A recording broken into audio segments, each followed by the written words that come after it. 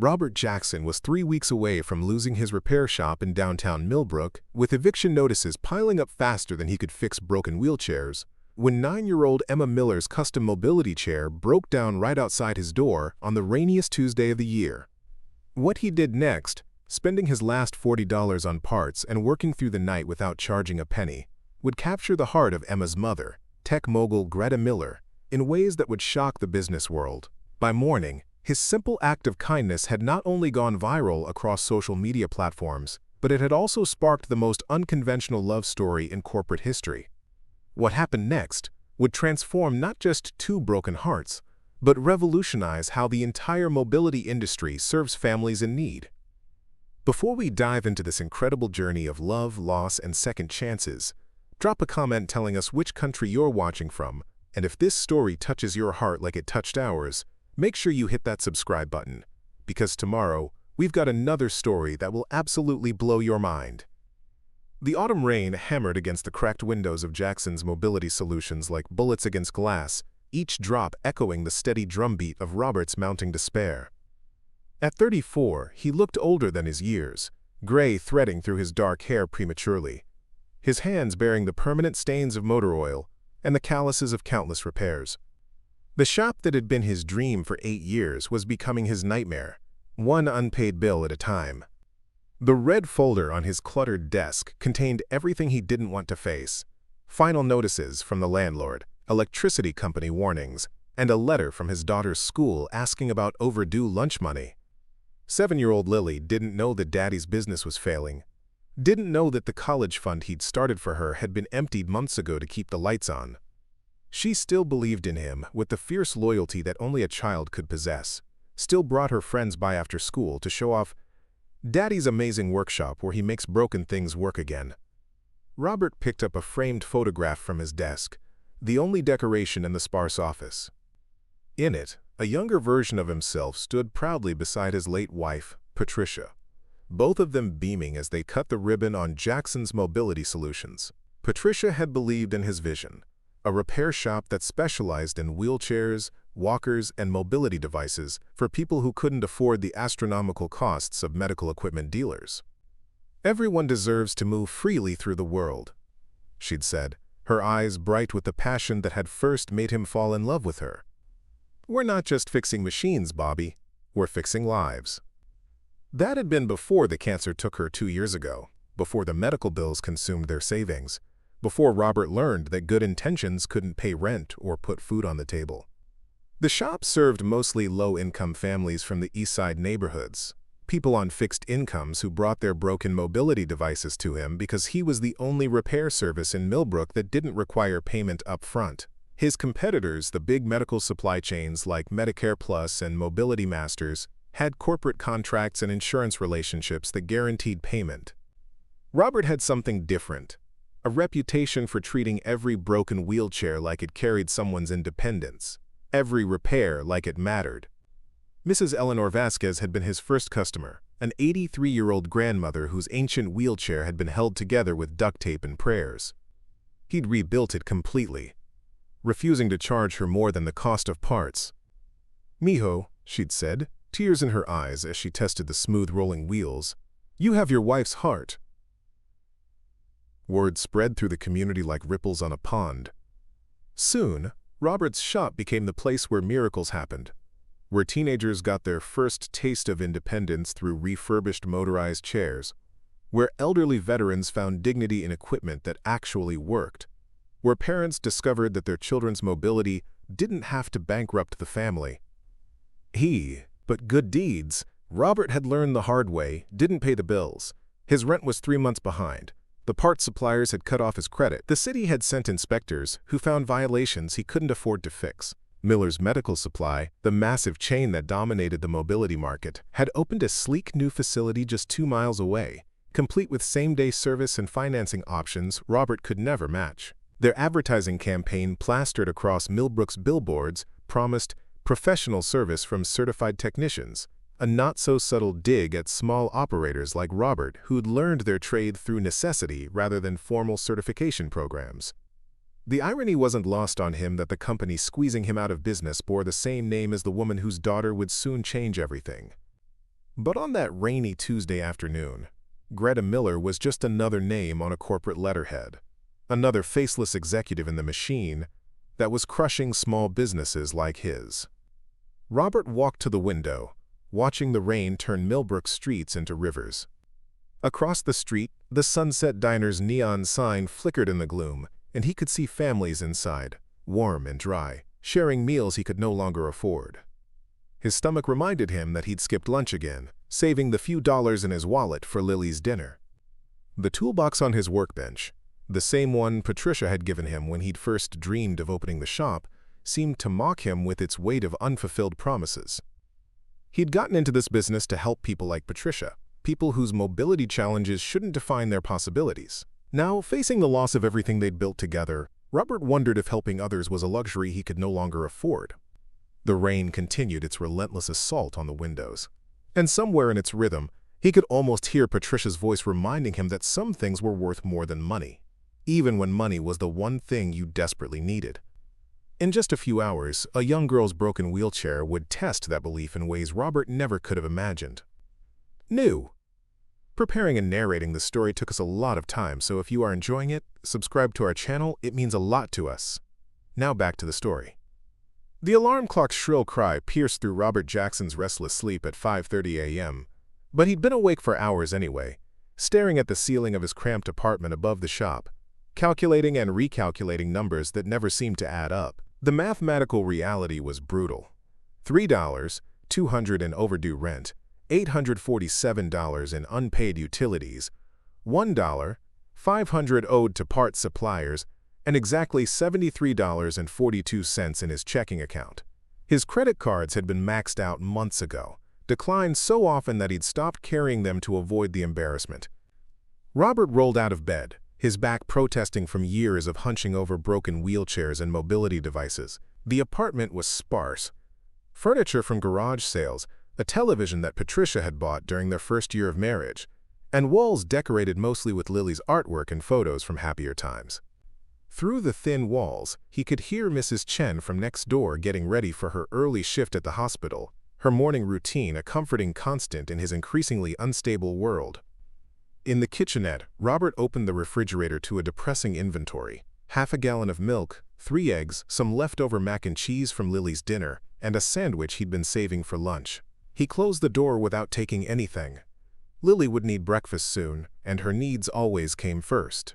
The coffee maker gurgled to life, brewing the store-brand coffee that had replaced his once-beloved premium blend, one of hundreds of small sacrifices that marked his descent from comfortable small business owner to barely surviving single father. Lily appeared in the doorway, already dressed for school, her backpack slung over one shoulder. At 7, she possessed an intuition that sometimes unnerved Robert, an ability to sense his stress even when he tried to hide it behind forced smiles and cheerful morning banter. "Daddy, are you okay?" she asked, studying his face with the serious expression she'd inherited from Patricia. "Of course, sweetheart," Robert replied, kneeling to her level and smoothing her hair, "just thinking about all the people I'm going to help today." It wasn't entirely a lie. Even facing financial ruin, Robert couldn't shake the sense of purpose that drove him to unlock his shop every morning. Yesterday, he'd spent 4 hours rebuilding the motor on an elderly veteran's scooter, charging only for parts because he knew the man's disability check barely covered rent. Last week, he'd worked until midnight, customizing a wheelchair for a teenager who'd been paralyzed in a car accident, ensuring it would fit through the narrow doorways of her family's old house. These repairs rarely made him money, but they made him feel like he was honoring Patricia's memory, continuing the work they'd started together. The truth was more complicated than Lily could understand. Jackson's Mobility Solutions sat in the heart of Millbrook's East Side, a neighborhood where medical supply stores feared to tread, and where insurance companies found endless reasons to deny claims. Robert's customers were predominantly elderly residents on fixed incomes, disabled adults navigating an indifferent healthcare system, and families who discovered that a child's mobility needs could bankrupt them faster than any other medical crisis. His competitors operated differently. Miller's Medical Supply, with their gleaming new facility on Westside Boulevard, catered to customers with premium insurance and corporate accounts. They offered financing packages, warranty plans, and a fleet of technicians certified by medical device manufacturers. Their waiting room looked like a luxury hotel lobby, complete with leather chairs, complimentary coffee, and flat-screen televisions. Robert's waiting area consisted of 3 mismatched chairs and a coffee pot that had seen better decades. But Millers wouldn't know that 8-year-old Marcus Rodriguez had taken his first independent steps in 2 years thanks to a walker Robert had rebuilt from salvaged parts. They wouldn't care that Mrs. Thompson, the retired teacher who lived on Social Security, could attend her granddaughter's graduation because Robert had spent an entire weekend repairing her electric scooter's charging system for the cost of a replacement fuse. Robert's phone rang as he was preparing Lily's breakfast. The caller ID showed East Side Elementary, never a good sign this early in the morning. "Mr. Jackson, this is Janet from the school cafeteria. I wanted to let you know that Lily's lunch account is, well, it's overdrawn again." Heat flushed Robert's face. "How much do I owe?" $47. We've been covering her meals, but administration is asking families to settle their accounts. "I'll bring cash today," Robert promised, though he had no idea where he'd find $47. After hanging up, he stared at the $20 bill in his wallet, gas money for the week, or Lily's lunch debt, but not both. The weight of constant financial juggling pressed down on his shoulders like a physical burden. Every decision had become a choice between necessities, every purchase a calculation of consequences. Lily's voice interrupted his spiraling thoughts. "Daddy, is Tommy's mom going to pick me up today?" Robert nodded. Sarah Martinez, a single mother from the neighborhood, had been carpooling with him for months, taking turns driving the kids to school. It was one of the small community networks that made survival possible in the East Side, neighbors helping neighbors through unspoken agreements and shared struggles. "Remember, I'll be at the shop until 6, Robert said, handing Lily her backpack. "Mrs. Rodriguez will walk you home after school." As Lily headed toward the stairs, she paused and looked back. "Daddy, are we going to be okay?" The question hit him like a punch to the chest. Children, he'd learned, possessed an uncanny ability to sense adult anxiety, no matter how carefully hidden. "We're going to be fine, baby girl," he said, injecting confidence he didn't feel into his voice. "Daddy's got everything under control."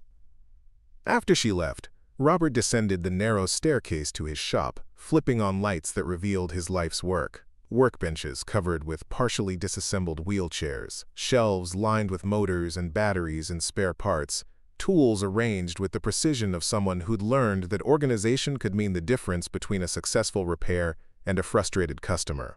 The familiar smell of metal and machine oil welcomed him like an old friend. On his desk, beneath a stack of unpaid invoices, lay a photo from the shop's grand opening 8 years ago. Patricia stood beside him, both of them beaming with the confidence of people who believed that hard work and good intentions would be enough. She'd been right about the work. Robert had become one of the most skilled mobility device technicians in the region, entirely self-taught through necessity and determination. But good intentions, he discovered, didn't pay rent or keep the lights on. The rain that had started during the night continued its assault on the shop's windows, turning Millbrook's streets into small rivers. Robert watched delivery trucks navigate the flooding, their drivers probably heading to businesses with reliable customer bases and predictable cash flow, luxuries he could barely remember. His first customer wouldn't arrive for another hour, but Robert unlocked the front door anyway. In his 8 years of operation, he'd never once opened late, never turned away someone who needed help. Never let his personal struggles interfere with his commitment to the community Patricia had taught him to serve. Standing in the doorway, watching the rain fall on a neighborhood that had become his second family, Robert Jackson prepared for another day of choosing compassion over profit, another day of proving that some things were worth more than money, even when money was the one thing he desperately needed to survive. Emma Miller pressed her face against the rain-streaked window of the black Tesla Model X, watching the unfamiliar streets of Millbrook's East Side blur past through the downpour. At 9 years old, she possessed the kind of sharp intelligence that made adults uncomfortable, and the quiet resilience that came from navigating a world not designed for someone like her. Her custom-built pediatric wheelchair, worth more than most people's cars, sat folded in the vehicle's spacious cargo area, a marvel of German engineering that had been her legs for the past 3 years. "Mom, why are we on this side of town?" Emma asked, her voice carrying the subtle authority of a child accustomed to being heard and taken seriously. Greta Miller glanced at her daughter through the rearview mirror, noting the curiosity rather than concern in Emma's tone. The rehabilitation center recommended a new physical therapist who works out of a clinic over here, Dr. Sarah Martinez. She specializes in pediatric mobility training. What Greta didn't mention was that Dr. Martinez was one of only 3 therapists in the state willing to work with Emma's unique condition, a rare form of spinal muscular atrophy that had left her paralyzed from the waist down but had somehow spared her upper body strength entirely. Most medical professionals saw Emma as a liability, a complex case that required too much time and offered too little hope for dramatic improvement. Dr. Martinez saw her as a puzzle worth solving. Emma had been born into a world of privilege that most families could only imagine. Her mother, Greta Miller, had built Miller's Medical Supply from a single storefront into a nationwide chain with over 200 locations, becoming one of the few women to crack the Forbes list of healthcare industry titans. Their West Side mansion featured an elevator, ramps instead of stairs, and doorways wide enough for any mobility device ever manufactured. Emma's bedroom looked like a medical equipment showroom. Standing frames, parallel bars, therapeutic mats, and exercise machines that most rehabilitation centers couldn't afford. But privilege, Emma had learned, couldn't buy her the one thing she wanted most, the ability to move through the world without constant modification and accommodation. Her wheelchair was a masterpiece of technology, equipped with a computer system that could adjust its height, tilt, and support systems with voice commands. It had cost $47,000 and could navigate terrain that would challenge most vehicles. Yet, despite its sophistication, it couldn't change the fact that Emma's world remained frustratingly limited by the assumptions and infrastructure of a society built for people who walked. School had become Emma's greatest challenge and her most significant triumph. Greta had fought for months to get Emma enrolled in Millbrook Academy, the city's most prestigious private school, rather than accepting the special education placement that administrators had initially recommended. The battle had required lawyers, accessibility audits, and more than one heated school board meeting. Emma's academic performance had silenced most critics. She consistently ranked in the top 5% of her class, displayed an intuitive understanding of mathematics that amazed her teachers, and had recently been accepted into the school's accelerated learning program, typically reserved for middle school students. Her classmates' reactions to her disability ranged from curious fascination to awkward avoidance, but Emma had developed strategies for managing both extremes. She'd learned to position her wheelchair strategically during group projects, ensuring she could participate fully without drawing attention to the accommodations required. She'd mastered the art of deflecting pity with humor and had become expert at reading the subtle signs that indicated when adults were about to deliver another speech about inspiration and overcoming challenges. What most people didn't understand was that Emma's disability had become secondary to her identity in almost every way that mattered. She was a voracious reader who consumed books faster than the library could order them. She played chess with the intensity of someone 3 times her age and had recently defeated her mother's business partner, a man who'd held the state championship for amateur players. She'd taught herself basic programming languages and had started designing mobile apps specifically for children with disabilities, interfaces that other kids like her could navigate without requiring adult assistance. The physical therapy appointment that had brought them to the East Side represented Emma's latest attempt to expand her independence. Dr. Martinez had been working with her on advanced transfer techniques, methods for moving from her wheelchair to other surfaces without assistance. For most able-bodied people, the ability to move from a chair to a bed or car seat seemed trivial. For Emma, each successful transfer represented a small victory against the world's assumptions about what she could and couldn't accomplish. Dr. Martinez thinks I might be ready for independent transfers by Christmas, Emma said, breaking the comfortable silence that had fallen between mother and daughter. Greta smiled, recognizing the carefully controlled excitement in Emma's voice. Independence had become Emma's driving obsession, the goal that motivated her through hours of physical therapy, strength training, and the endless repetition of movements that other children took for granted. That would be amazing, sweetheart. What would you want to try first? Swimming, Emma replied without hesitation. Real swimming, not just therapy pool exercises. I want to transfer into a regular pool and swim laps like other kids. The request twisted Greta's heart in ways she'd never anticipated before becoming Emma's mother. Emma's desires were simultaneously so normal and so complex. requiring levels of planning and accommodation that other parents never had to consider. A simple swimming session involved accessible changing rooms, pool lifts, waterproof wheelchair cushions, and constant vigilance about Emma's safety in an environment where her limited mobility could become dangerous. But Greta had learned not to say no to Emma's dreams simply because they required effort. Too many people in Emma's life, doctors, teachers, even well-meaning family members, had tried to lower her expectations to match their comfort levels with disability.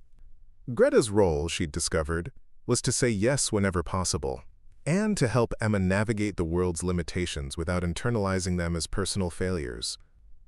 "Mom, look!" Emma said suddenly, pointing through the rain-soaked window toward a small building with a hand-painted sign. "Jackson's Mobility Solutions. They fix wheelchairs, right?" Greta followed her daughter's gaze to the modest storefront, noting the cluttered interior visible through rain-streaked windows and the lone figure moving among workbenches loaded with partially disassembled mobility devices.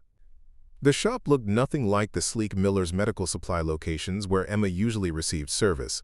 No corporate branding, no reception area, no evidence of the systematic efficiency that characterized Greta's business empire. "Looks like a repair shop," Greta agreed, though something about the scene troubled her. Independent repair shops were exactly the kind of small operations that Miller's medical supply had been systematically displacing across the region.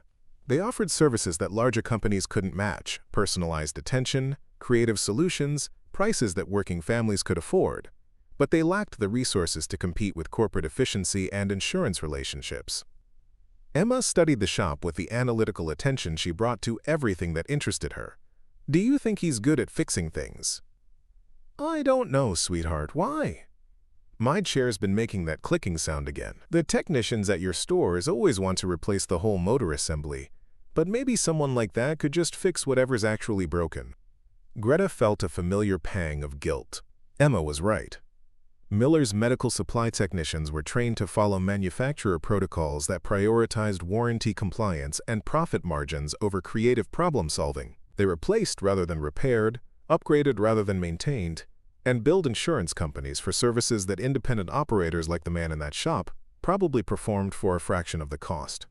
As they drove past Jackson's Mobility Solutions, neither Emma nor Greta could have predicted that they would soon return to that unremarkable storefront, or that the man working alone among his tools would become the catalyst for changes that would transform not just their own lives, but the entire landscape of mobility care in America. The rain continued to fall, and somewhere in its rhythm destiny was preparing to bring together three lives that had been moving toward this moment for longer than any of them realized. The Tesla's engine went silent just as Greta Miller pulled into the parking lot of East Side Physical Therapy, the sudden quiet making the rain's assault on the roof sound thunderous. She checked her watch. 4:47 p.m., 13 minutes before Emma's appointment with Dr. Martinez. Perfect timing, as always. Greta had built her business empire on precision, on controlling every variable that could be controlled, and punctuality was sacred to her. "Ready, sweetheart?" she asked, pressing the button that would automatically deploy Emma's wheelchair from the cargo area. Emma nodded, already unbuckling her seatbelt with practiced efficiency. But as the hydraulic lift lowered her custom wheelchair to the rain-soaked asphalt, the familiar clicking sound she'd mentioned earlier had evolved into something more ominous. A grinding, metallic shriek that made both mother and daughter freeze. "Mom," Emma said quietly, her voice carrying the controlled concern of someone who'd learned not to panic at mechanical failures. "Something's really wrong." Greta's heart sank as she watched Emma attempt to engage the wheelchair's power system. The joystick responded, but instead of the smooth, silent operation they were accustomed to, the chair lurched forward with a violent jerking motion that nearly threw Emma from her seat. The grinding noise intensified, followed by an electrical smell that made Greta's stomach clench with worry. "Stop, Emma! Don't force it!" Greta knelt beside the wheelchair, her designer heels sinking into a puddle as she examined the sophisticated control panel. Error codes flashed across the digital display, warnings about motor overload and system failures that meant nothing to her despite years of running a medical supply company. The irony wasn't lost on her that she could negotiate million-dollar equipment contracts but couldn't diagnose a problem with her own daughter's mobility device. Emma tried the manual release to disengage the motors, but even in manual mode the wheelchair's wheels seemed to bind and resist. The precision engineering that usually made her chair a marvel of German technology had somehow transformed it into a $47,000 paperweight in the middle of a thunderstorm. "We can call the service line," Greta said, already pulling out her phone. "Miller's Medical has a 24-hour emergency number." "Mom, they're 3 hours away minimum," Emma replied, her voice steady despite the obvious frustration. "And it's Tuesday afternoon. Dr. Martinez only has appointment slots available once a month. If we miss this one—" Greta understood. Emma's physical therapy wasn't just routine maintenance. It was the foundation of her independence training, the difference between expanding her capabilities and accepting limitations. Each missed session represented weeks of lost progress, momentum that Emma couldn't afford to sacrifice. The rain intensified, turning their situation from inconvenient to desperate. Greta looked around the parking lot, noting the absence of any covered areas or businesses that might offer shelter while they waited for emergency service. The physical therapy clinic occupied a converted warehouse with no overhang, and the nearest shopping center was 6 blocks away through flooding streets. Then Emma's voice cut through the rain and Greta's racing thoughts. "Mom, what about that repair shop we passed?" Greta followed her daughter's gaze down the street to the modest storefront they'd noticed earlier, Jackson's Mobility Solutions. Through the rain-streaked windows, they could still see the lone figure working among his tools, apparently oblivious to the storm raging outside. The shop's hand-painted sign looked even more humble in the downpour, a stark contrast to the sleek corporate branding Greta was accustomed to. "Sweetheart, I don't know if he'd have the capability to work on your chair. It's very specialized equipment, and the warranty requirements." "Mom," Emma interrupted, her voice carrying the quiet authority that always emerged when she'd made a decision. "I can't sit in a broken wheelchair debating warranty policies. If he fixes mobility devices, maybe he can at least figure out what's wrong." Greta hesitated, her business instincts warring with maternal desperation. Miller's Medical Supply had built its reputation partly by emphasizing the risks of independent repair services: unlicensed technicians, non-certified parts, voided warranties. She'd given presentations to hospital administrators about the liability issues associated with backyard mechanics working on critical medical equipment. But looking at Emma, trapped in a $47,000 piece of sophisticated technology that had chosen the worst possible moment to fail, Greta's corporate policies seemed suddenly irrelevant. Her daughter needed help, and the man in that modest repair shop was the only option available in a 6-block radius. "Are you sure about this?" Greta asked, already knowing she would respect Emma's decision regardless of her own reservations. Emma nodded firmly. "I've been in a wheelchair for 3 years, Mom.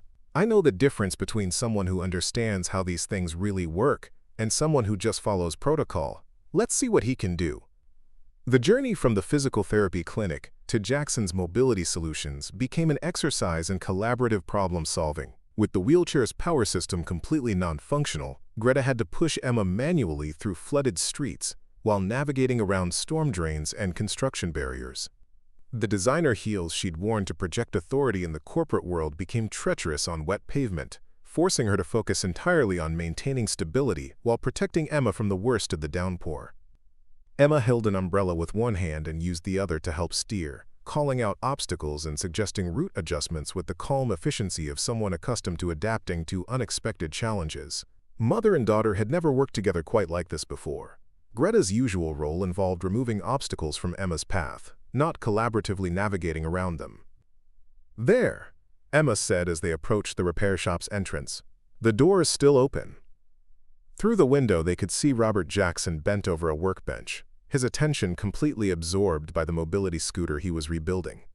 His shop looked like organized chaos, tools arranged with precision born of necessity, parts sorted in systems that probably made sense only to him, and work surfaces that showed the wear patterns of someone who spent more time fixing things than polishing them. Greta paused at the threshold, struck by a moment of uncertainty that had nothing to do with the rain or the broken wheelchair. She was about to enter a world completely different from the corporate environment where she felt confident and in control. This wasn't a boardroom where she could negotiate terms or a Miller's Medical Supply location where her name commanded instant respect and accommodation. This was a small business owner's domain, and she was just another customer with a problem that needed solving. Emma looked up at her mother, reading the hesitation in her expression. "Mom, it's okay. Sometimes the best help comes from unexpected places." As Greta pushed the wheelchair through the doorway of Jackson's Mobility Solutions, she had no way of knowing that her daughter's simple observation would prove more prophetic than either of them could have imagined. The bell above the door chimed softly, barely audible above the rain hammering on the roof, but it announced the beginning of a chain of events that would transform not just Emma's broken wheelchair, but the broken pieces of 3 lives that had been moving toward this moment through storms both literal and metaphorical. Robert Jackson looked up from his workbench, his tired eyes taking in the sight of a soaked woman in expensive clothes pushing a sophisticated wheelchair that obviously wasn't responding to its controls, and in that instant, everything changed. Robert Jackson's first instinct was to pretend he hadn't seen them. The woman standing in his doorway wore clothes that probably cost more than his monthly rent, and the wheelchair she was pushing looked like something from a medical equipment catalog he could never afford to order from. Everything about the scene screamed expensive problem and liability issues. Exactly the kind of situation that could finish destroying his already precarious business. But then he looked at the child in the wheelchair, and his resolve crumbled instantly. Emma Miller sat perfectly still. Despite being soaked from the storm, her dark hair plastered to her head and her clothes dripping steadily onto his shop floor. What struck Robert wasn't her obvious discomfort or the sophisticated technology that had clearly failed her, but the expression in her eyes, a mixture of hope and determination that reminded him painfully of Lily when she was trying not to cry about something important. "I'm sorry to bother you," Greta began, her voice carrying the careful politeness of someone accustomed to being in control but finding herself completely out of her element. "I know you're probably closing soon, but my daughter's wheelchair has stopped working, and we were hoping—" "Please," Emma interrupted quietly, looking directly at Robert with the kind of straightforward honesty that children possessed before the world taught them to be indirect. "I know this isn't the kind of chair you usually work on, but we're kind of stuck." Robert wiped his hands on a shop rag, buying himself a few seconds to think. The smart business decision was obvious. Explain that he wasn't qualified to work on high-end equipment. Recommend they contact the manufacturer's service department. Maybe offer to let them wait inside until the storm passed. Safe, sensible, and guaranteed to avoid any complications that could result from touching a piece of medical equipment worth more than his entire inventory.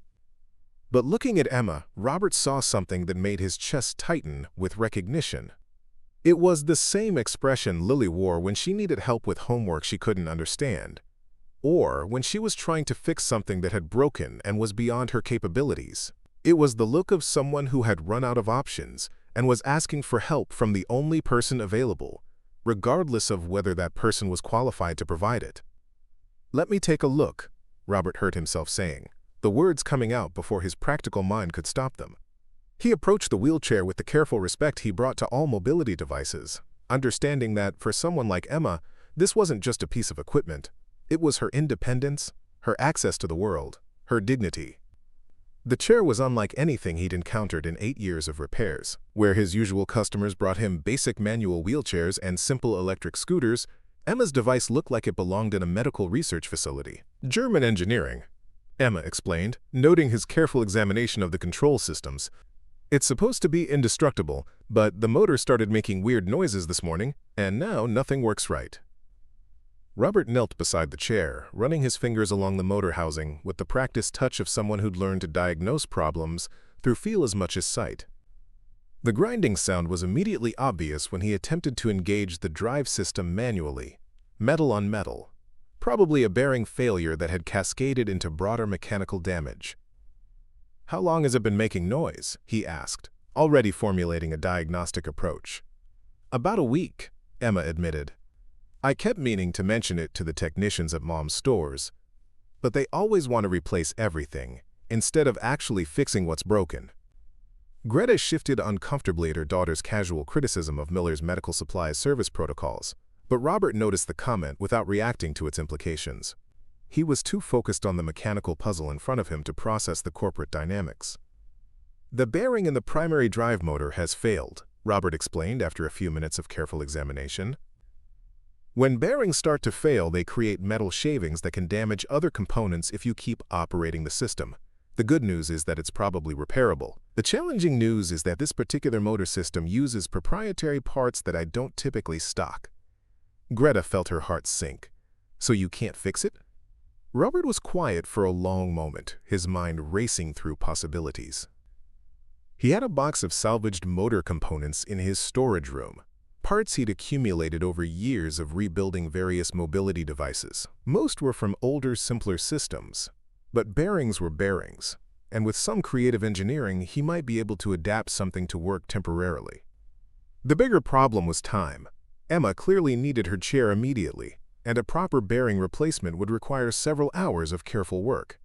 It was already after 5 o'clock. Lily would be expecting him home for dinner, and he had 3 other repair jobs that customers were depending on him to complete by the end of the week.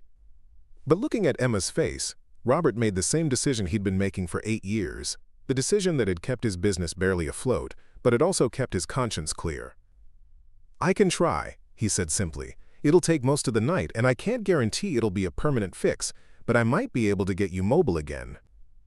"How much would something like that cost?" Greta asked, already reaching for her purse. Robert paused, calculating not just the cost of parts and labor, but the value of a child's independence and mobility. His usual bearing replacement job cost around $40 in parts and 2 hours of labor. But this wouldn't be usual. It would require creativity, improvisation, and probably most of his evening. "Let's see if I can actually fix it first," he said, deflecting the payment question in a way that had become automatic after years of working with customers who counted every dollar. "No point in talking about cost until we know if there's something to pay for." What he didn't say was that the $43 in his wallet represented his grocery money for the week, money he'd planned to spend on ingredients for Lily's packed lunches and a few basic necessities. What he also didn't say was that he'd already decided this repair would happen regardless of whether these strangers could afford to pay for it, because some things mattered more than financial logic. Emma's eyes brightened with the first genuine hope she'd felt since the wheelchair failed. "Really? You'd try to fix it even though you don't know us?" Robert smiled, thinking of Patricia's voice, reminding him that every person who walked through his door was someone's child, someone's hope for independence and dignity. "That's what repair shops are for," he said, "fixing things that need fixing." As he began clearing space on his primary workbench to accommodate Emma's sophisticated wheelchair, Robert had no way of knowing that his simple decision to help would soon attract attention far beyond the boundaries of his small shop. He was simply doing what felt right, what Patricia would have done, what his father had taught him about treating people with dignity regardless of their circumstances. Outside, the storm continued to rage, but inside Jackson's Mobility Solutions, 3 strangers were about to discover that sometimes the most important repairs happen not to machines, but to the human connections that make machines matter in the first place. Marcus Rivera had never intended to become a witness to history. The freelance photographer had only ducked into the 24-hour Sunrise Cafe across from Jackson's Mobility Solutions to escape the thunderstorm that had turned Millbrook's east side into a temporary lake. His camera bag sat beside him on the worn vinyl booth, expensive equipment protected from the rain while he nursed his 3rd cup of coffee and waited for the weather to clear enough for his evening photo shoot at the harbor. The cafe's front window offered a perfect view of the modest repair shop across the street, and Marcus had been idly watching the lone figure working inside when the black Tesla had pulled up in the storm. He'd noticed the contrast immediately. The sleek, expensive vehicle looking oddly out of place in a neighborhood where most cars showed their age and most people counted their pennies carefully. When the woman in designer clothes began struggling to push the clearly malfunctioning wheelchair through the rain, Marcus felt the familiar tug of a photographer's instinct, recognizing a moment worth capturing. But it wasn't until he saw the repair shop owner emerge to help them inside that he reached for his camera. Marcus had grown up in this neighborhood, had attended Lincoln Elementary just 6 blocks away, and had watched small businesses like Jackson's Mobility Solutions fight for survival against corporate chains that moved into the area with promises of efficiency and modern service. He'd seen too many family-owned shops close their doors, unable to compete with companies that prioritized profit margins over personal relationships. But watching through the rain-streaked window as Robert Jackson bent over the sophisticated wheelchair with the same careful attention he brought to every repair, Marcus recognized something that his journalist training told him was becoming increasingly rare in American business: genuine care for the customer rather than the transaction. "Another refill, honey?" asked Dolores, the cafe's night shift waitress who'd been serving coffee to East Side residents for longer than Marcus had been alive. "Please," Marcus replied, not taking his eyes off the scene across the street. "Do you know the guy who runs that repair shop?" Dolores followed his gaze and smiled with the warmth that long-time neighbors reserved for people they genuinely respected. "Robert Jackson? Sweetest man you'd ever want to meet. Fixed my husband's walker last month when the wheels started wobbling. Wouldn't take more than the cost of parts, even though he spent 4 hours making sure everything was perfect." She poured Marcus's coffee while continuing to watch the repair shop. His wife Patricia used to come in here every morning before she passed. Cancer, poor thing. She'd always talk about how proud she was of Robert's work, how he treated every customer like family. Looks like he's still carrying on that tradition. Marcus adjusted his camera's telephoto lens, bringing the interior of the repair shop into sharp focus. Through the window, he could see Robert explaining something to the young girl in the wheelchair while her mother stood nearby, looking slightly overwhelmed by the unfamiliar environment. The contrast between the mother's obvious wealth and the shop's modest surroundings created a visual narrative that Marcus found compelling. But what captured his attention completely was the expression on Robert's face as he worked. There was no calculation there, no assessment of potential profit or consideration of business risk. Just the focused concentration of someone solving a problem because it needed solving, helping a child because she needed help. Marcus had covered enough corporate press events and business stories to recognize the difference between performed compassion and genuine care. He'd photographed politicians visiting hospitals for photo opportunities, CEOs cutting ribbons at charity events, executives making donations that would later appear in their companies. Marketing materials. This was different. This was a man working on a piece of equipment he'd probably never seen before, using his expertise to help strangers who'd walked in out of the rain. The storm intensified as evening turned into night, and Marcus watched the repair session stretch from 1 hour into 2, then 3. He saw Robert disappear into a back room and return with boxes of parts. Saw him make phone calls that were probably to suppliers or colleagues. Saw him work with the methodical persistence of someone who wouldn't quit until the problem was solved. Around 9 o'clock, Dolores approached his table again. "Shop usually closes at 6, she observed, nodding toward Jackson's Mobility Solutions. "But Robert's lights are still on." Marcus had noticed. He'd also noticed that the Tesla remained parked outside and that the repair work showed no signs of slowing down. Through his telephoto lens, he could see Robert lying on his back beneath the wheelchair, working on components that required him to contort into uncomfortable positions to reach them properly. "He's going to work all night, isn't he?" Marcus asked, though he already knew the answer. "Probably," Dolores agreed. "That's just who he is. Last winter, Mrs. Thompson's electric scooter died during that cold snap we had. Robert worked until 3 in the morning getting it running again because he knew she needed it to get to her dialysis appointment the next day." Marcus began taking photographs then, not just of the repair work but of the entire scene.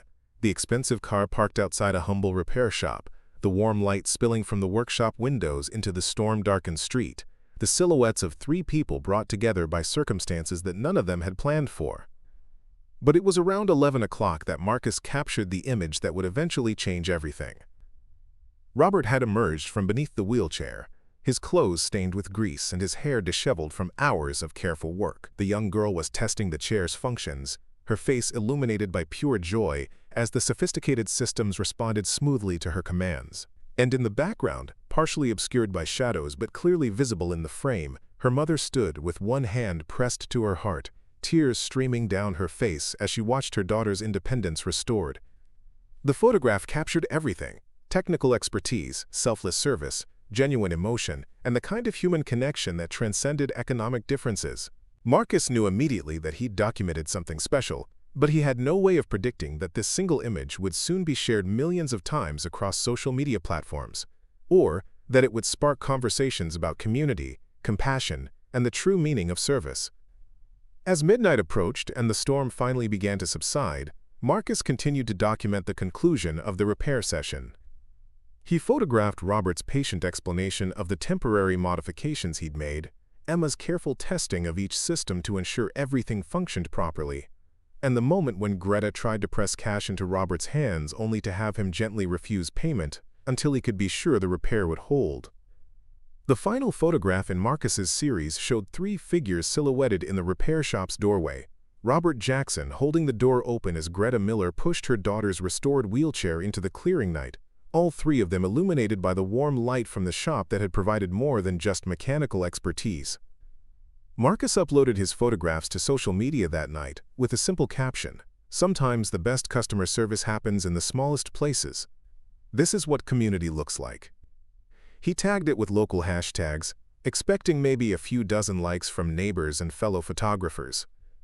He had no way of knowing that by morning, his documentation of one man's quiet kindness would reach audiences far beyond Millbrook's east side, or that the story behind the photographs would inspire millions of people to reconsider their assumptions about business, service, and the power of individual compassion to change lives. Marcus Rivera woke up Wednesday morning to his phone, buzzing with an intensity that made him wonder if there was some kind of emergency. Still groggy from staying up until 2 a.m. editing and posting his photographs from the repair shop, he reached for the device expecting maybe a few notifications from his photography group or local news contacts who sometimes shared his community interest pieces. Instead, his screen showed hundreds of notifications flooding in every few seconds. Comments, shares, friend requests, and direct messages were accumulating faster than he could process them. The photograph of Emma's joyful face as her wheelchair came back to life had been shared over 50,000 times in just 8 hours, and the numbers were climbing exponentially. The first viral surge had started locally, just as Marcus intended. East Side residents recognized the repair shop, the neighborhood, and many knew Robert Jackson personally. Their comments told stories of their own experiences. Wheelchairs fixed for elderly grandparents, mobility scooters restored for disabled veterans, walkers repaired for neighbors who couldn't afford new equipment. Each personal story added authenticity to the narrative, creating a foundation of credible testimony that social media algorithms recognized and amplified. By 7 a.m., disability rights advocates across the region had discovered the post. The photograph resonated powerfully within the disability community, where stories of expensive equipment failures and inadequate repair services were painfully common. Advocates began sharing the image with commentary about the importance of accessible, affordable repair services and the dignity that comes from being treated as a valued customer rather than a liability. Rachel Morrison, a disability rights blogger with 200,000 followers, wrote a post that morning that fundamentally changed the story's trajectory. "This is what inclusion looks like. Not corporate policies or compliance checklists, but a small business owner who sees a child's need and responds with skill, compassion, and respect." Robert Jackson represents the America we claim to be, a place where everyone's dignity matters more than their ability to pay premium prices for basic human needs. Her post was shared by other influencers, and by noon, the story had jumped from disability advocacy circles into mainstream social media. The contrast between the expensive, high-tech wheelchair and the humble repair shop created a visual metaphor that resonated far beyond the disability community. People saw themes of class, community, authentic service, and the kind of American values that seemed increasingly rare in corporate-dominated industries. Television news producers, monitoring social media trends for story ideas, noticed the surge around 1 p.m. By 3 p.m., Channel 7's investigative team had dispatched reporter Jennifer Walsh to Millbrook's East Side to find Robert Jackson and get his side of the story. What they discovered exceeded their expectations. Not just a feel-good repair story, but a small business owner whose entire operation was built around serving people that larger companies found unprofitable. Jennifer's evening news segment revealed details that made the story even more compelling. Robert Jackson was a widower, raising his daughter alone while running a repair shop that consistently chose community service over profit maximization. His customers were predominantly elderly residents, disabled adults, and low-income families who couldn't afford the prices charged by corporate medical supply chains. The segment showed Robert's modest shop, interviewed grateful customers, and revealed that he regularly performed repairs for free or at cost when families couldn't afford to pay. But it was the business connection that transformed the story from heartwarming local news into national controversy. Jennifer's research revealed that Greta Miller wasn't just any satisfied customer.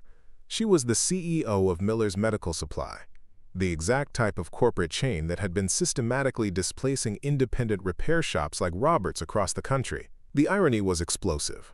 The head of a major medical supply corporation had been forced to seek help from the kind of small business her company was driving out of the market. Hey, social media exploded with commentary about corporate responsibility, the value of small businesses, and the gap between healthcare industry profits and actual patient care. #FixItRight began trending nationally as people shared their own stories of overpriced repairs, replacement-only policies, and insurance hassles that made basic mobility equipment maintenance unaffordable for ordinary families. Corporate social media managers at major medical supply companies watched nervously as their business models came under unprecedented public scrutiny. The hashtag became a rallying cry for patients frustrated with an industry that seemed designed to maximize profits rather than provide accessible service. Patient advocacy groups that had been fighting for years for affordable medical equipment suddenly had a viral story that illustrated their concerns perfectly. By Thursday morning, national news outlets were covering the story. Good Morning America's producers reached out to both Robert Jackson and Greta Miller for interviews.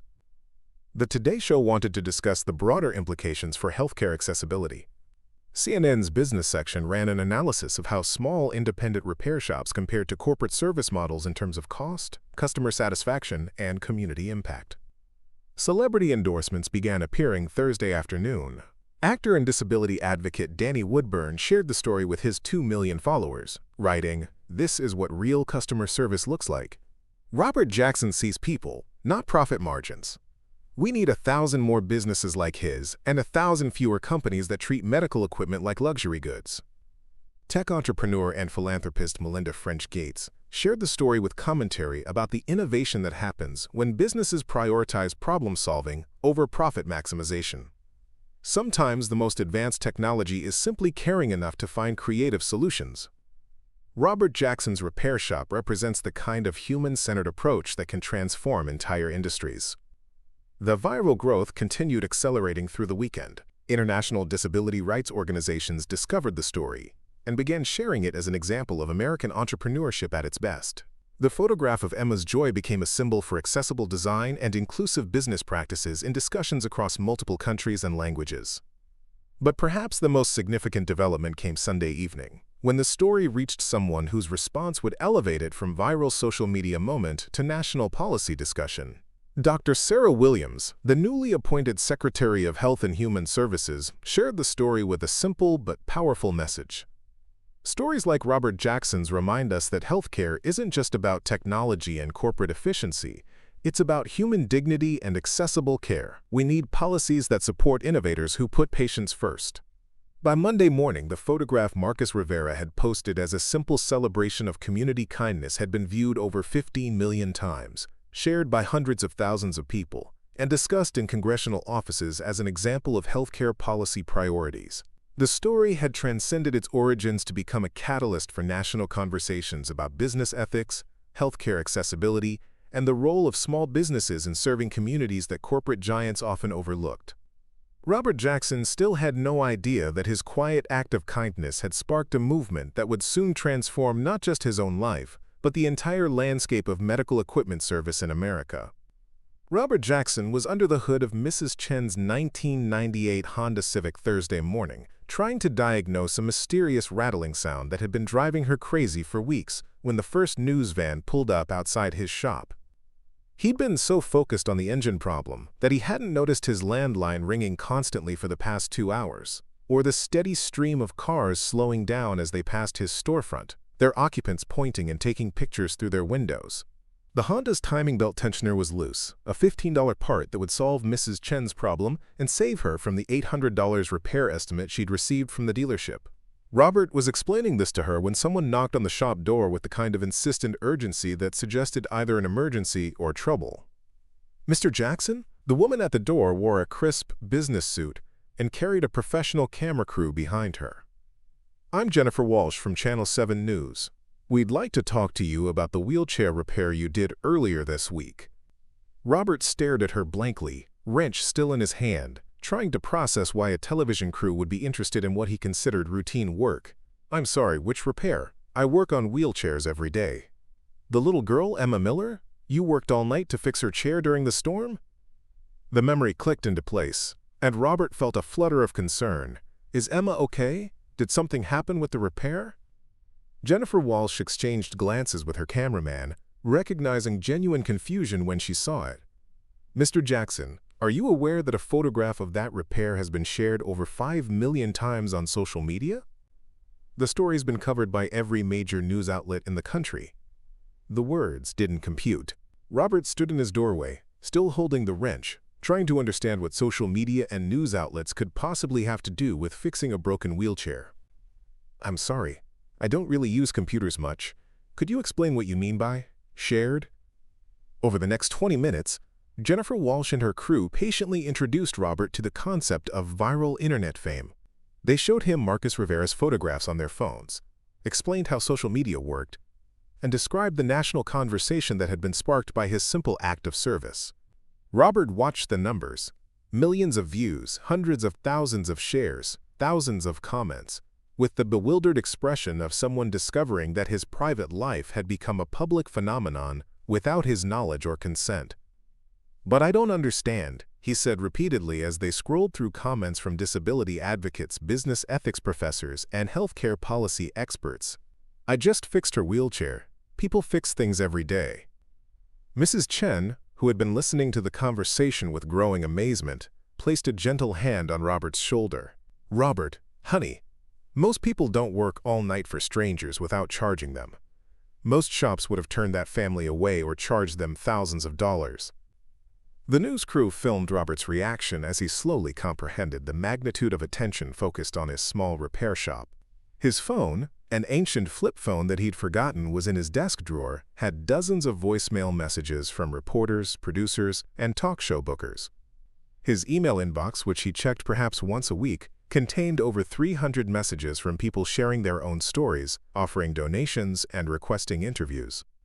But it was when Jennifer Walsh showed him the connection to Greta Miller's corporate identity that Robert's confusion transformed into something approaching shock. The woman he'd helped wasn't just a grateful mother. She was the CEO of Miller's Medical Supply, the company whose aggressive expansion had been slowly squeezing independent repair shops like his out of business across the region. "She owns Miller's Medical?" Robert asked, his voice carrying a note of disbelief. "The company with the billboards about certified technicians and professional service?" "The same one," Jennifer confirmed. "The irony hasn't been lost on social media. A lot of people are pointing out that the head of a major medical supply corporation had to seek help from exactly the kind of small business her company has been displacing." Robert sat down heavily on his workbench, trying to process this information. He thought about the Miller's Medical Supply location that had opened 2 miles away, with its sleek waiting room and financing options he could never match. He remembered seeing their advertisements emphasizing the risks of uncertified repair services, and their marketing campaigns that positioned independent shops like his as outdated alternatives to professional corporate service. The irony was almost too much to process. The woman whose company had been undermining his business model had needed exactly the kind of personalized, creative problem-solving that corporate service centers couldn't provide. Her daughter's sophisticated wheelchair had required the kind of improvised engineering that only came from years of making do with limited resources and refusing to give up on difficult problems. "Baze," Mrs. Chen squeezed his shoulder again. "Robert, this is good news. People are finally seeing what this neighborhood has known for years, that you're special. That what you do matters." But Robert felt overwhelmed rather than vindicated. Fame had never been his goal. Helping people had been. The attention felt invasive and uncomfortable, especially given his natural inclination toward privacy and his preference for letting his work speak for itself rather than promoting his business through marketing or publicity. The news crew was professional and respectful, but their presence transformed his quiet workspace into something that felt artificial and performative. Robert found himself second-guessing his words, wondering how his comments would sound to millions of strangers who were apparently following his story with interest he didn't understand or want. "What happens now?" he asked Jennifer Walsh as she prepared to wrap up the interview. "Well," she said gently, recognizing his discomfort with the sudden attention, "that depends partly on you. But I should tell you that we've received calls from several national shows wanting to interview you. Good Morning America, The Today Show, even some business news programs that want to discuss the broader implications of your story. Robert's phone chose that moment to ring again. The landline that had been silent for most of his 8 years in business was now ringing every few minutes with calls from reporters, producers, and people who'd seen the story online. He let it go to voicemail, adding to the dozens of messages he had no idea how to handle. After the news crew left, Robert stood alone in his shop, surrounded by the familiar tools and workbenches that had defined his life for nearly a decade. Everything looked the same, but something fundamental had shifted. The privacy and anonymity that had allowed him to focus entirely on his work and his customers had been replaced by a level of public attention that made him deeply uncomfortable. Outside, he could see people gathering across the street, some taking pictures of his shop, others apparently hoping to catch a glimpse of the man they'd seen on social media. His quiet life as a small business owner serving his neighborhood had suddenly become a public narrative about American values, corporate responsibility, and healthcare accessibility. Robert picked up the photograph of Patricia from his desk, studying her face as if looking for guidance about how to handle a situation neither of them could have imagined. "What do I do now, sweetheart?" he whispered to the image. "I just wanted to help that little girl." But even as he struggled with the overwhelming attention, Robert couldn't shake the feeling that something important was beginning, something that might be bigger than his comfort zone, but could potentially help more people like Emma access the kind of care and respect they deserved. The first sign that Friday would be different from any day in Robert Jackson's life came at 6:47 a.m., when unmarked black SUVs began positioning themselves at strategic points around Millbrook's east side. Men and women in dark suits appeared on street corners, their earpieces and alert postures creating an atmosphere of controlled tension that had the neighborhood buzzing with speculation before most shops had even opened for business. Robert arrived at his workshop at his usual time, still trying to process the previous day's revelations about his unexpected fame. The crowd of curious onlookers from Thursday had grown overnight, and he noticed news vans from networks he'd only heard mentioned on television parked along the street. The attention made him deeply uncomfortable, but he unlocked his shop and began his morning routine as if nothing had changed, because maintaining normalcy felt like the only way to preserve his sanity. At 8:15 a.m., a woman in a perfectly tailored suit approached his door with the kind of confident authority that immediately identified her as someone accustomed to having her requests taken seriously. "Mr. Jackson, I'm Diana Chen, Advanced Coordinator for the Department of Health and Human Services. Would you have a few minutes to speak privately?" Robert looked up from the mobility scooter he was servicing, wrench still in hand, wondering what the federal government could possibly want with his small repair shop. "Is there some kind of problem? Did I do something wrong with the Miller repair?" Diana smiled with the practiced warmth of someone skilled at delivering surprising news without causing panic. "Quite the opposite, Mr. Jackson. Secretary Williams has been following your story, and she'd like to meet with you personally to discuss the broader implications of the work you're doing here." "Secretary Williams?" Robert repeated, the name familiar from news broadcasts but seeming impossibly distant from his daily reality of fixing wheelchairs and mobility devices. "Dr. Sarah Williams, Secretary of Health and Human Services," Diana clarified. "She's very interested in your approach to accessibility and community-based healthcare support. Would this afternoon be convenient for a brief visit?" Robert felt the same disorientation he'd experienced when learning about his viral fame, as if reality had suddenly shifted into a dimension where cabinet-level government officials took interest in small-town repair shops. "She wants to come here? To my shop? If that's acceptable to you." The secretary believes that meaningful healthcare policy discussions should happen in the places where real healthcare work is being done, not just in Washington conference rooms. The next 6 hours passed in a blur of preparation that transformed Robert's modest workshop into something resembling a secure government facility. Secret Service agents conducted security sweeps, local law enforcement established perimeters, and advanced teams coordinated with shop owners throughout the neighborhood to ensure minimal disruption to the community that had become the center of national attention. Robert spent the morning in a state of nervous energy, trying to continue his normal work while government personnel measured sightlines and evaluated potential risks in a space that had never hosted anyone more important than the occasional city inspector. Mrs. Chen brought him coffee and reassurance, reminding him that important people visiting didn't change who he was or the value of his work. At 2:30 p.m., the motorcade arrived with the kind of precision that made Robert understand why Secret Service agents were considered the best at their profession.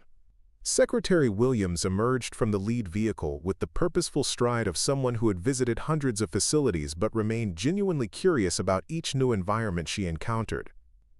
Dr. Sarah Williams was younger than Robert had expected, probably in her mid-40s, with the kind of direct gaze that suggested she was more interested in substance than ceremony. She approached his workbench with obvious familiarity around medical equipment, examining his tools and ongoing projects with the informed attention of someone who understood both the technical and human aspects of mobility assistance. "Mr. Jackson," she said, extending her hand with a smile that seemed entirely genuine, "thank you for allowing this visit. I've been reading about your work, and I wanted to see firsthand how community-based accessibility services operate in practice." Robert shook her hand, still struggling to believe that a cabinet secretary was standing in his workshop discussing his repair methods as if they were matters of national importance. "I'm honored by your visit, ma'am, but I'm not sure what I can tell you that you don't already know. I just fix things that need fixing." "That's exactly what I want to discuss," Secretary Williams replied, moving toward the mobility scooter Robert had been working on that morning. "May I ask about this repair? What's the problem, and how are you approaching the solution?" For the next 20 minutes, Robert found himself explaining diagnostic techniques and repair strategies to the Secretary of Health and Human Services, as if she were a fellow technician seeking advice on a challenging problem. Secretary Williams asked detailed questions about parts availability, cost factors, and the decision-making process that led to repair versus replacement recommendations. "The motor's probably worth $12 to replace," Robert explained, "but the customer is on a fixed income, and the scooter still has years of life left in it. Replacing the whole unit would cost her $3,000, which she doesn't have. So we adapt what we can and make it work." Secretary Williams nodded thoughtfully. "And in your experience, how often do customers face that choice between expensive replacement and going without mobility assistance?" "More often than anyone wants to admit," Robert replied, his comfort with the technical discussion overriding his nervousness about the political implications of his answer. "The insurance system is set up to pay for new equipment, but it doesn't cover maintenance or creative solutions. So people choose between mobility and financial stability, which shouldn't be a choice anyone has to make."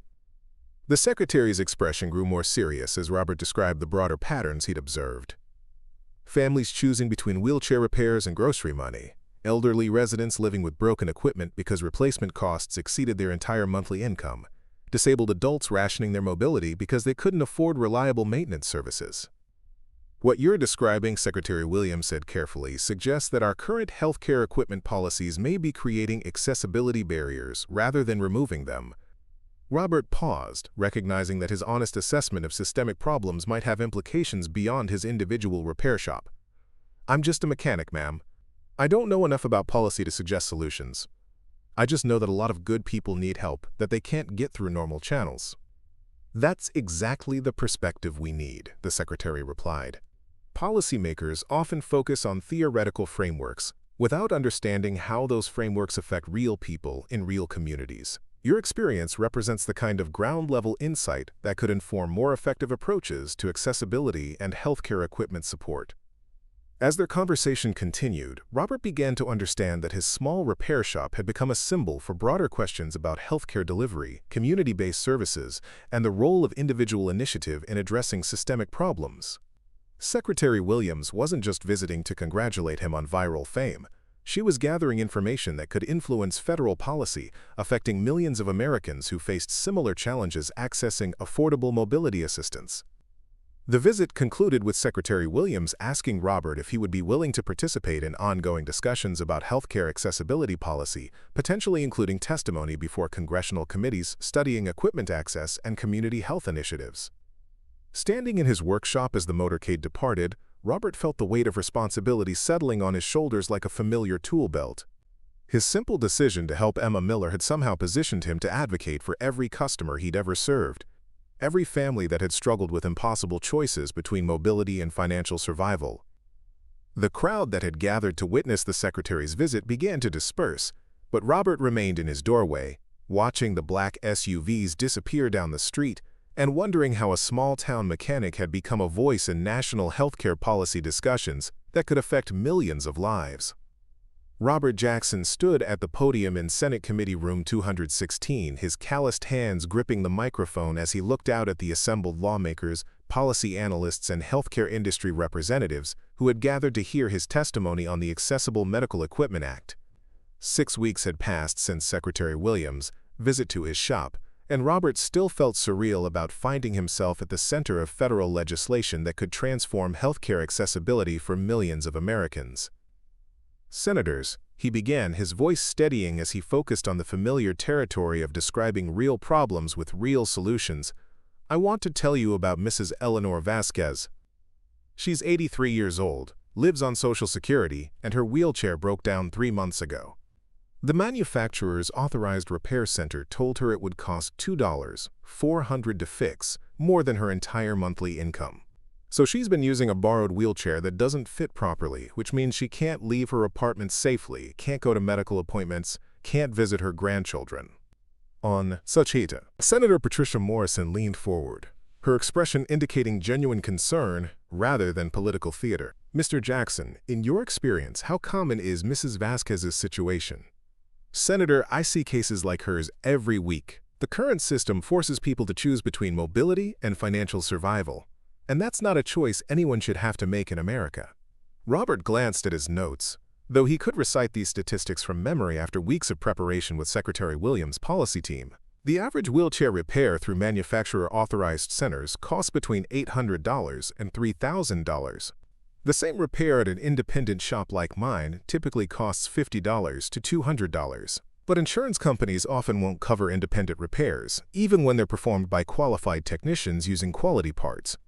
Committee Chairman Senator David Rodriguez nodded thoughtfully. "What you're describing suggests that our healthcare payment systems may be creating artificial barriers to accessibility. Can you elaborate on the insurance coverage issues?" Robert had learned to navigate these policy discussions without losing sight of the human impact behind the statistics.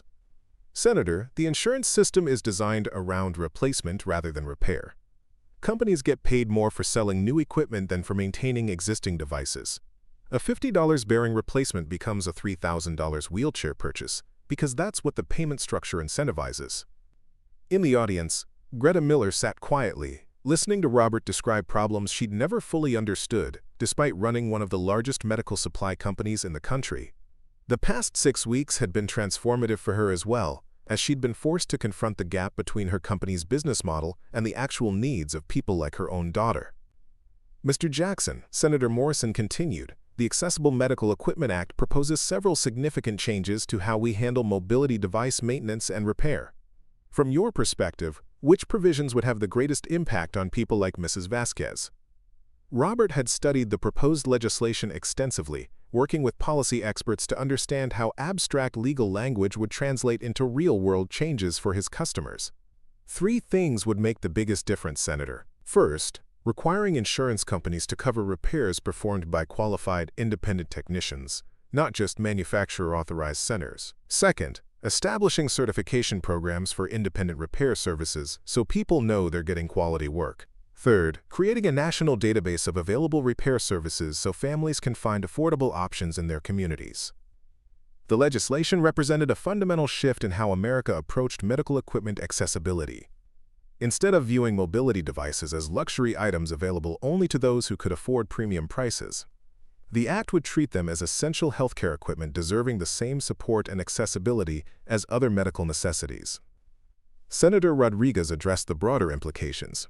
"Mr. Jackson, some industry representatives have expressed concerns about quality control and liability issues with expanded independent repair authorization. How would you respond to those concerns?" Robert had anticipated this question, having spent years defending the quality of his work against corporate competitors who questioned independent repair capabilities. "Senator, independent repair technicians often have more experience with creative problem-solving than corporate service centers that follow strict replacement protocols.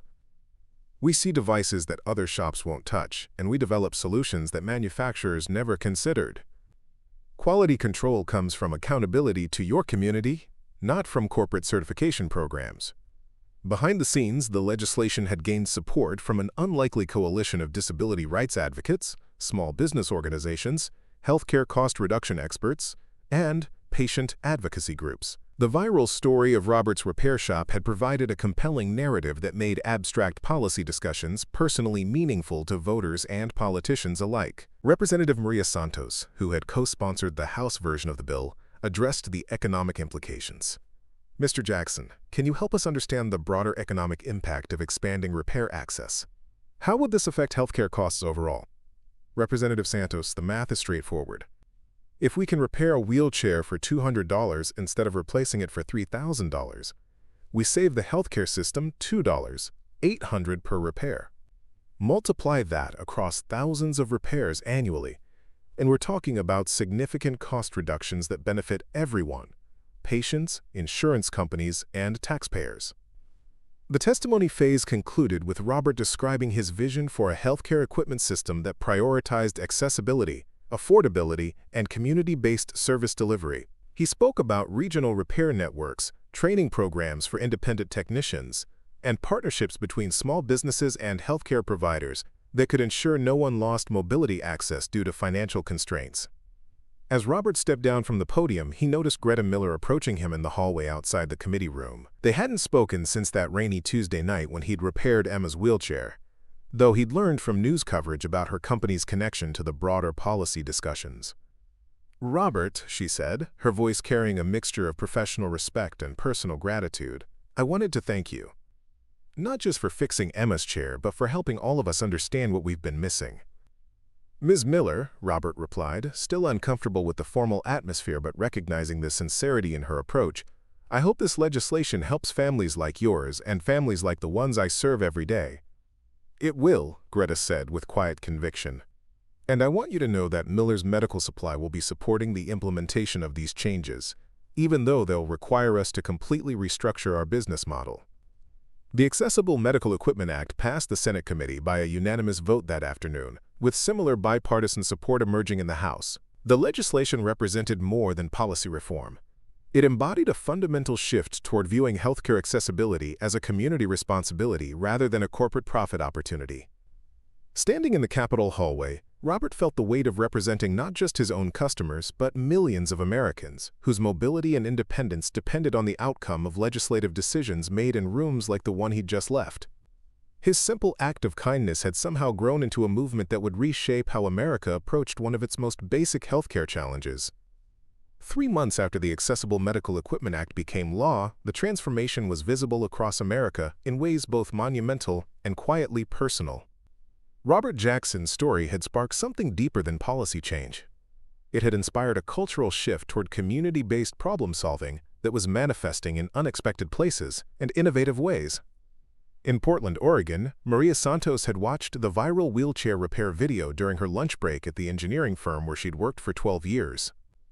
The image of Robert's patient dedication to solving Emma's mobility problem had reminded her of her own father, who'd spent evenings in their garage fixing neighbors' appliances simply because he couldn't stand to see broken things stay broken. 3 weeks later, Maria had launched Fix It Friday in her neighborhood, a weekly gathering where residents with technical skills volunteered to repair mobility devices, small appliances, and assistive technology for elderly and disabled community members. Hell, people were amazed that someone would just show up and fix their walker or adjust their hearing aids without charging them. Maria explained to the local news crew that came to document the rapidly growing program. But that's how communities used to work. Everyone had skills. Everyone shared what they could offer. The Portland model spread organically across social media, with similar programs emerging in dozens of cities. The hashtag #FixItFriday began trending as communities shared before and after photos of repairs, stories of neighbors helping neighbors, and creative solutions to accessibility challenges that manufacturers had never considered addressing. In Detroit, retired automotive workers discovered that their decades of experience with complex mechanical systems translated perfectly to mobility device repair. The United Auto Workers Union partnered with local disability advocacy organizations to create training programs that certified experienced mechanics in medical equipment repair techniques. Within 2 months, Detroit had 15 new independent repair shops staffed by workers whose automotive industry expertise had found new purpose in community healthcare support. Corporate America was responding as well, though not always in ways that company executives had initially anticipated. Miller's Medical Supply, under Greta Miller's increasingly bold leadership, had become the first major medical equipment manufacturer to publicly embrace the repair-first philosophy that Robert Jackson had been practicing for years. The company announced a complete restructuring of their service model, establishing partnerships with independent repair shops and offering technical training programs that would certify community-based technicians in manufacturer-approved repair procedures. The Jackson model, as business schools had begun calling it, represented a fundamental challenge to traditional corporate thinking about customer relationships and profit maximization.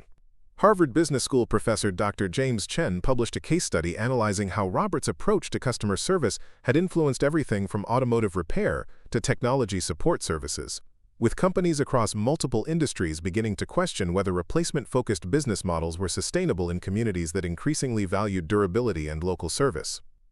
The ripple effects reached into unexpected corners of American life. In rural Montana, veterinarian Dr. Sarah Mitchell had seen Robert's story and realized that the same repair versus replacement problems affected farmers whose livestock mobility equipment often broke down far from manufacturer service centers.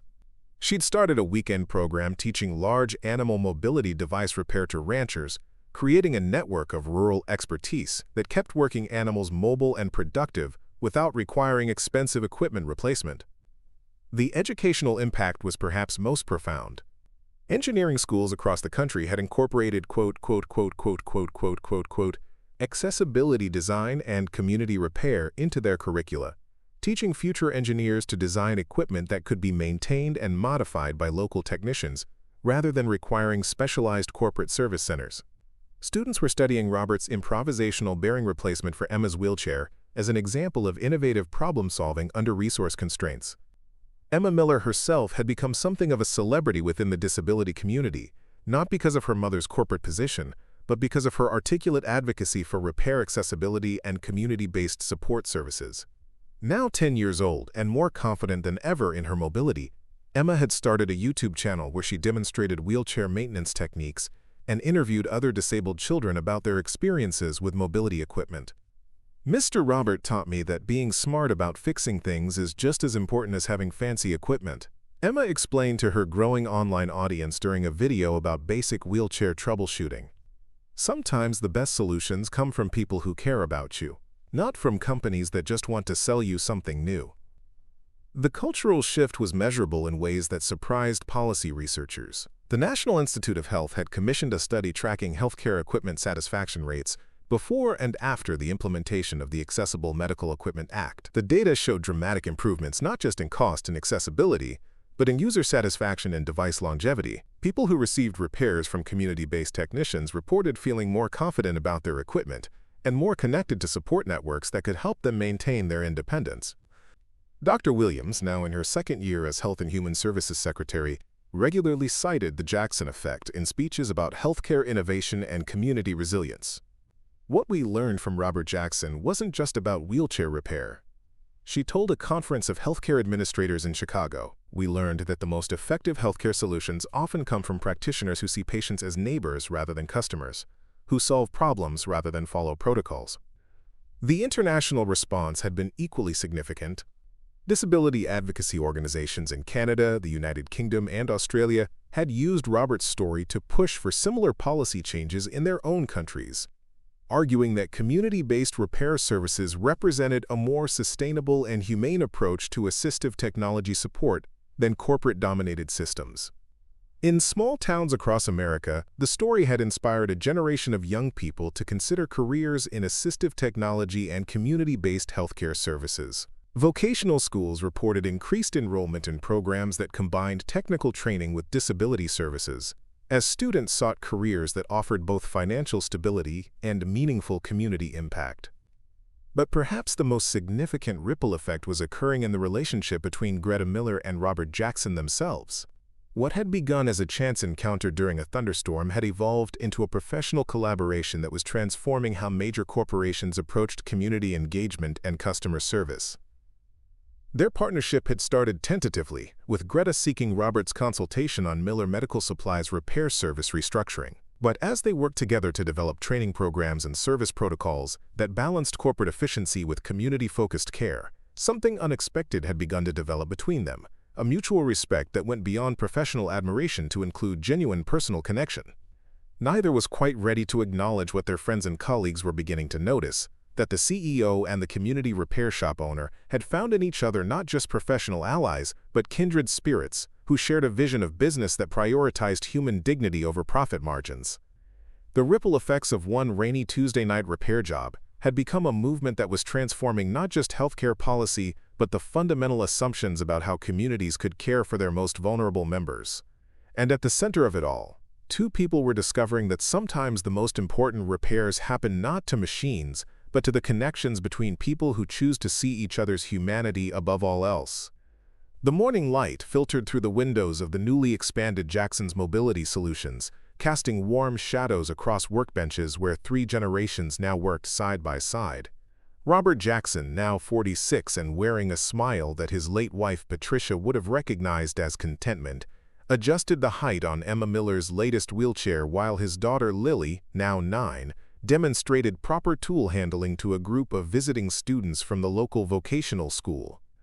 2 years had passed since that rainy Tuesday night that changed everything, and the small repair shop had evolved into something Patricia could never have imagined: a national training center for community-based accessibility services, a policy research hub that influenced healthcare legislation across 3 countries, and most surprisingly to Robert, the place where he'd discovered that love could find you twice in a lifetime if you were brave enough to recognize it.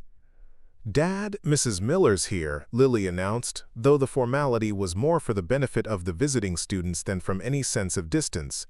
Emma had long since become the big sister Lily had never had, and Greta had seamlessly integrated into their family routines with the natural ease of someone who belonged there. Greta Miller entered the workshop carrying her usual morning coffee and a stack of policy briefs that she'd taken to reviewing in Robert's shop rather than in her corporate office. The Millers' medical supply headquarters, now relocated to a building just 3 blocks away, had been redesigned around the Jackson model principles that had transformed the company from a traditional medical equipment retailer into a community-focused healthcare accessibility organization. "Good morning, everyone," Greta said, her voice carrying the warmth that had replaced the crisp corporate tone she'd once used to maintain professional distance. She kissed Robert's cheek with the comfortable affection of someone who'd learned that the most important business decisions were often matters of the heart, then knelt to examine Emma's wheelchair adjustment with the technical curiosity she'd developed through months of learning repair techniques alongside Robert. Emma, now 11 and more confident than ever, had become something of a celebrity in the disability advocacy world, not because of her mother's business success, but because of her articulate leadership in promoting repair accessibility and community-based support services. Her YouTube channel, Emma Fixes It, had over 500,000 subscribers who watched her demonstrate maintenance techniques, interview other disabled children, and advocate for policies that prioritized people over profits. "Mr. Robert," Emma said, testing her chair's newly adjusted systems, "the bearing modification you made last month is still working perfectly. I think you figured out something the German engineers missed." Robert smiled, still slightly embarrassed by the recognition that his improvisational repair techniques had influenced medical equipment design across multiple manufacturers. Engineers from companies worldwide now regularly visited his shop to observe his problem-solving approaches and learn repair methods that weren't covered in any certification program. The morning's work represented the kind of routine that had become normal in the transformed shop. Lily was learning advanced diagnostic techniques through the youth apprenticeship program that Robert had developed with the local school district. Emma was testing new adaptive technologies that her mother's company was developing in partnership with disability advocates. And Greta was reviewing policy proposals that would expand the Accessible Medical Equipment Act to cover additional types of assistive technology. But it was the conversation that began over their shared lunch that revealed how completely their lives had intertwined around shared values rather than just professional collaboration.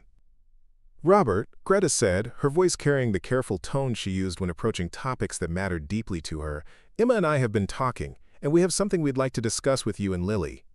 Lily looked up from her sandwich with the alert expression of a child who sensed that adult conversations were about to become important in ways that might affect her directly. Emma smiled with the conspiratorial glee of someone who'd been keeping a secret that she was finally allowed to share. "We've been thinking," Greta continued, "about how much our families have come to mean to each other, and whether it might make sense to make it official. Robert felt his heart stop for a moment, not because the suggestion surprised him, but because he'd been hoping for it while being afraid to ask. The past 2 years had shown him that love didn't always arrive with dramatic gestures or romantic proclamations. Sometimes it grew quietly through shared work, common values, and the daily choice to care for each other's children as if they were your own. "Are you asking what I think you're asking?" Robert said, his voice carrying the same careful hope that had characterized his approach to their slowly developing relationship. "Mom wants to marry Mr. Robert," Emma announced with the directness that adults often danced around, "and I think it's a great idea because then we'd all be family officially instead of just acting like it." Lily clapped her hands with delight that surprised the adults with its enthusiasm. "Really? Emma would be my sister, and Mrs. Miller would be my mom too?" "If that's what everyone wants," Greta said, looking directly at Robert with the vulnerability that had replaced her corporate armor, "then yes. But this isn't a business merger or a strategic partnership. This is about love and family and choosing to build something together that's bigger than what any of us could create alone." Robert stood up from his workbench, walked to the wall where Patricia's photograph still held a place of honor, and touched the frame gently before turning back to face the 3 people who had become his world. Patricia always said that love wasn't about replacing what you'd lost, but about having room in your heart for new happiness. I think she'd approve of this family we've built. The proposal that followed was quintessentially Robert, practical, heartfelt, and performed with tools rather than jewelry. He knelt beside Greta's chair and offered her a custom-made repair kit that he'd been crafting in secret for weeks, each tool engraved with words that captured their journey from strangers to family, for fixing whatever needs fixing, together. "Greta Miller," he said, his voice steady with the certainty that came from 2 years of discovering that their values, dreams, and approaches to life aligned in ways that made partnership feel like coming home. "Will you marry me and help me fix whatever the world needs fixing?" The yes that followed was unanimous, from Greta, from both children, and from the community of customers, colleagues, and friends who had watched their relationship develop with the satisfaction of people who recognized true compatibility when they saw it. 6 months later, their wedding took place in the expanded workshop of Jackson's Mobility Solutions, surrounded by the tools, workbenches, and community that had brought them together. Secretary Williams officiated, Emma served as maid of honor while Lily was the flower girl, and Marcus Rivera photographed the ceremony that celebrated not just their marriage but the continuing expansion of a movement that had transformed American healthcare accessibility. Today, the Jackson Miller family continues their work from the Millbrook Community Accessibility Center, a facility that combines Robert's hands-on repair expertise with Greta's business acumen and policy influence. Emma, now preparing for college with plans to study both engineering and disability advocacy, runs workshops teaching repair techniques to other young people. Lily has decided she wants to follow in her father's footsteps, but with a focus on developing new assistive technologies that are designed from the beginning to be community repairable. The story that began with a broken wheelchair on a rainy Tuesday night had become a legacy that would outlast any individual repair, any single piece of legislation, or any one family's commitment to service. It had become proof that sometimes the most important changes begin with the smallest acts of kindness, and that love, whether for strangers, community, or family, remains the most powerful tool for fixing whatever needs fixing in the world. The security camera that had recorded Robert's original late-night repair work still blinks faithfully in the corner, now documenting not just repairs but the daily life of a family and community built around the revolutionary idea that caring for others is the highest form of success, and that some things, love, dignity, and the commitment to help wherever help is needed, truly are worth more than money. Up next, you've got 2 more standout stories right on your screen. If this one hits the mark, you won't want to pass these up. Just click and check them out. And don't forget to like, subscribe, and turn on the notification bell so you don't miss any upload from us.